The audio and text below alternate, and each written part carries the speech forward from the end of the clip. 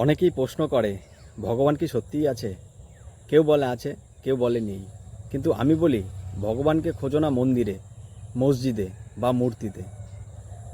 ভগবানকে খোঁজো তোমার কাজের মধ্যে, তোমার ভালোবাসার মধ্যে, তোমার সততার মধ্যে। যখন তুমি কারো কষ্টে পাশে দাঁড়াও, যখন তুমি মিথ্যা না বলে সত্য বলো, যখন তুমি কারো চোখের জল মুছে দাও, সেখানেই ভগবান আছে। ভগবানকে দেখা যায় না, কিন্তু অনুভব করা যায়। তুমি যখন অন্যের জন্য ভালো কিছু করো, তখন তোমার ভিতরের এক অদৃশ্য শক্তি কাজ করে। সেই শক্তিই ভগবান। মনে রেখো, ভগবান আকাশে নয়, ভগবান তোমার মনের মধ্যেই আছে।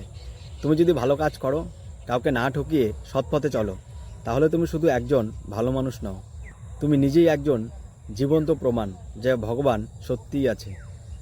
ভগবান কখনো দূরে নয়, তিনি তোমার সেই প্রতিটি সিদ্ধান্তে, যেখানে তুমি সঠিক কাজটা বেছে নাও, যদিও সেটা কঠিন।